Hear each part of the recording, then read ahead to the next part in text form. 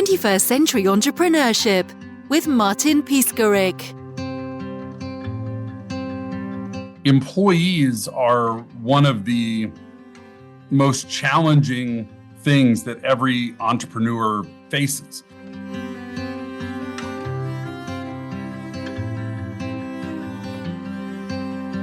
When you start a new business and maybe it's just you getting started, that has its own challenges. But as soon as the business begins to grow and you need to add more team members, now you have management responsibilities, potentially compliance issues. And one of the things that goes along with the challenges of having employees is in most states being required to purchase workers' compensation insurance.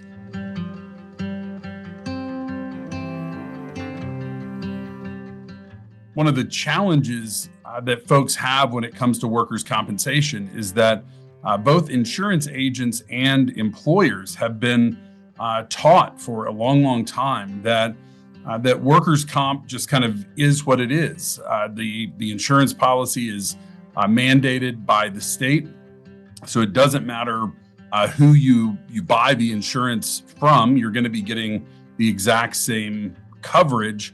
And so people are taught that the very best thing to do when it comes to buying workers' compensation insurance is to shop for the lowest price and go with that. The challenge there, the problem with that approach is that workers' compensation is the number one type of insurance that you can purchase where you control what you pay.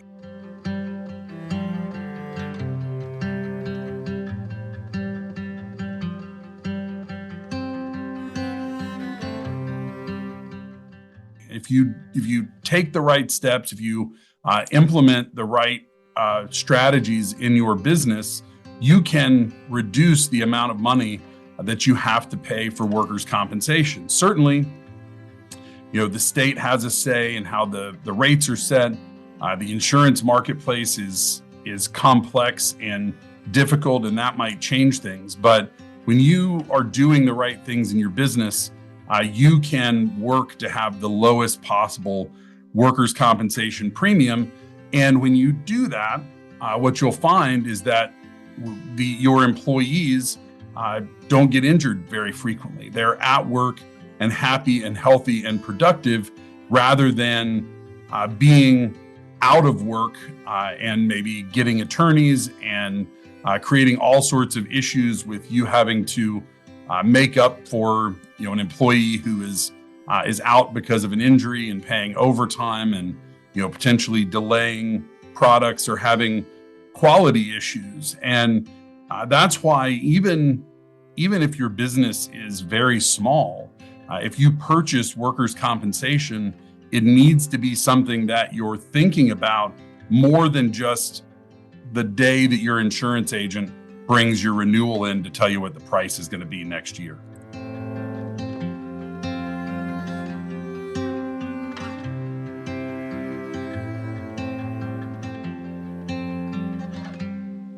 My name is Kevin Ring, and I'm the lead workers' compensation analyst with the Institute of Work Comp Professionals based in Asheville, North Carolina. And every morning when I get up, or probably 9 months of the year when I get up, I am wrestling my teenage son out of bed to get ready for school, which ironically is far more difficult now that he's 16 than it was when he was 6 or 7 years old. But as soon as we get him out the door, I have two things on my mind when I walk into my office in the morning. And one of those things is checking on anything that may have changed or any updates to the rules of workers' compensation around the country. And large changes are rather unusual, but small changes happen at least weekly and often more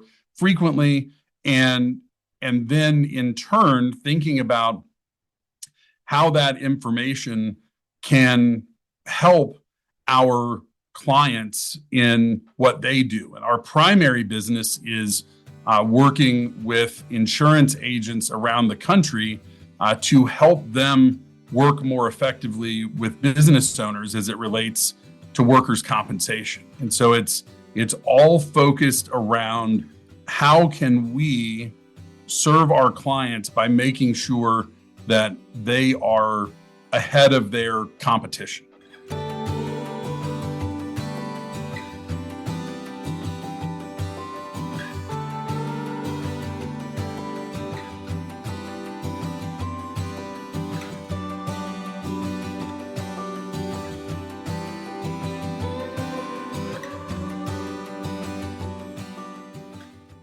I am an analytical person by nature, and one of my personality traits, and sometimes this is a positive and other times, if you ask my wife, not so much, is that anytime a problem is presented, I immediately want to go all the way down. I'm not as interested in looking at the surface level. I really want to get down in the weeds of the problem and start to sort it out.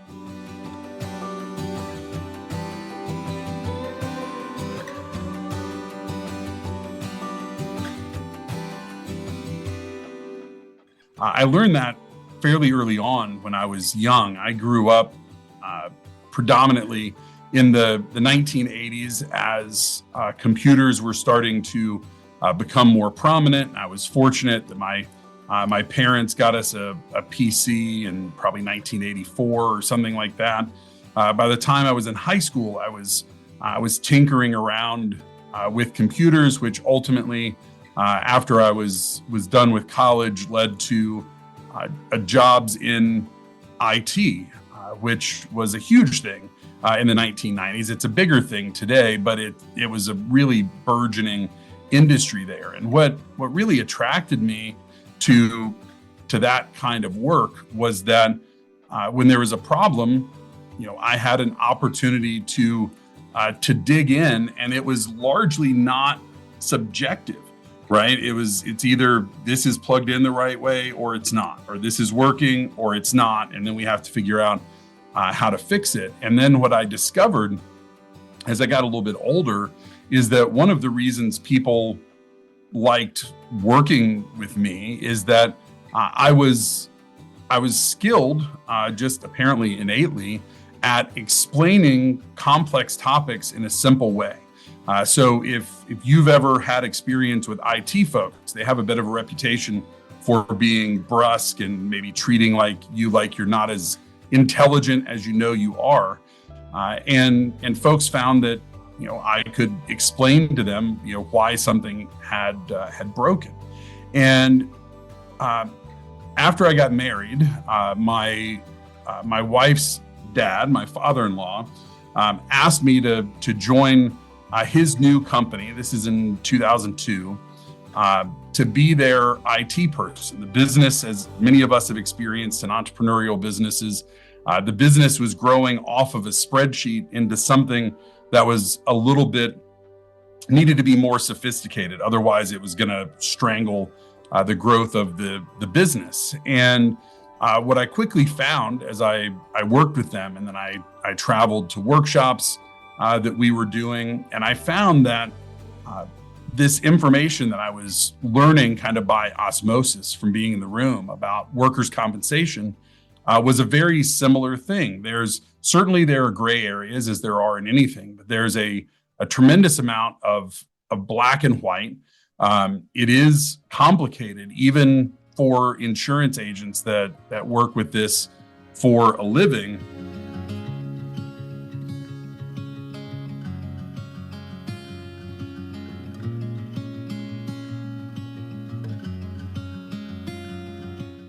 And it lent itself to this skill of explaining complex topics in a way that was clear and easy for people to understand, which was incredibly fortunate for me to kind of land in a place that just perfectly matched what I was good at, even though I had to learn another kind of knowledge set with insurance to apply that. And along the lines of being analytical, I'm a big baseball fan, and anyone who's paid attention to baseball since Moneyball came out in the 1990s knows that baseball is all about analytics and data and numbers.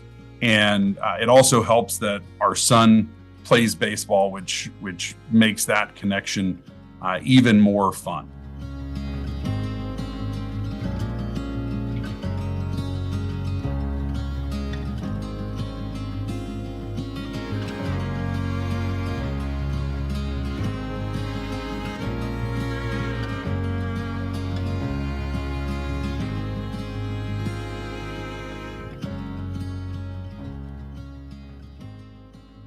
As we've talked about, workers' compensation is complex, and there are different levels of that complexity. When you buy a workers' compensation policy, they have to assign payroll classifications to your business. And generally speaking, that classification defines what it is your business does. And there are more than 500 different classifications in almost every state. So you have to make sure that classification is correct, and you'll need to work with your agent on that. Then you have your employees, the people that are actually doing the work. And how much are you paying them? And on top of that, there are more than a dozen different types of money or substitutes for money that you are not required to pay workers' compensation on. Things like if you have a business where your employees receive tips or gratuities, you don't have to pay workers' compensation on that. And the premium portion of overtime is excluded in all states except for Pennsylvania and Delaware. So understanding how to keep your records so that at the end of your workers' compensation policy, they calculate your premium correctly. If your business is large enough to be experience rated, so you have an experience modification factor, and that's typically going to be if you're over maybe about $7,500 a year in workers' compensation premium. That experience modification factor is used in pricing your insurance. If it's above a 1.0, then your history of employee injuries is worse than average compared to other businesses like yours. Your experience modification factor is below 1.0, then your history of employee injuries is better than other businesses like yours where you operate. So there's these different levels of complexity, and it all comes together in a process. And as entrepreneurs, we all know the value of process, because processes are what can tame the chaos in an entrepreneurial business. And we all know that our businesses can often feel chaotic. But one thing that in my experience, I've found that pretty much every entrepreneur I've ever met has in common, regardless of the business or the industry or anything else, is that part of the reason they became an entrepreneur is that they wanted to be in control, that they were tired of working for the man. They were tired of having other people tell them what to do and how to do it. So they decided to strike out on their own and do whatever it is better than their competition. And one of the things I know frustrates business owners all the time is that they feel completely out of control of their insurance, and specifically for me, of their workers' compensation. And for people that desire to be in control and to understand what's happening, to have one of the largest checks that you write every year in your business period, more than likely, and certainly for your insurance. To feel completely out of your control is extremely, extremely frustrating. I would venture to say that most of you listening to this, when you wrote a check for your insurance premiums last year, you didn't really know why it was what it was. Your agent told you how much to write the check for, and maybe you had a conversation about it, and then you wrote the check. And I would guess that there was no other check you wrote last year in your business do you have less idea about why it was. It might not have been the biggest check. You might have gone and bought a $2 million piece of equipment, but you knew what that equipment was, what it did, how it was going to help your business. And very few people really feel that way about their insurance. And what we try and do at the Institute is to bring clarity and to help both agents and employers not only better understand their workers' compensation, but to understand the processes that you can put in place to ensure that your workers' compensation costs are as low as possible each and every year. And you're not always going to get perfect results. No process ever works perfectly every single time.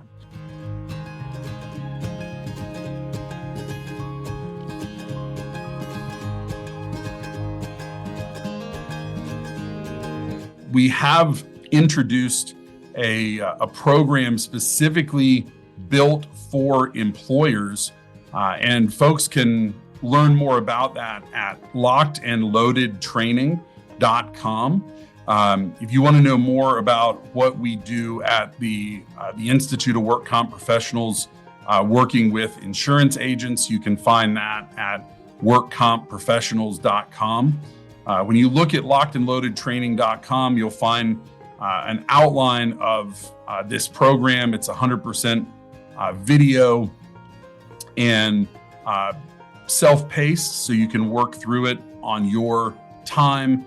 And the license that you purchase for the course allows up to 3 people from your company to work through the course. So it doesn't just have to be one person getting all of this information and then trying to spread it out. If you have multiple people on your team that can use that, it's all included for that one price.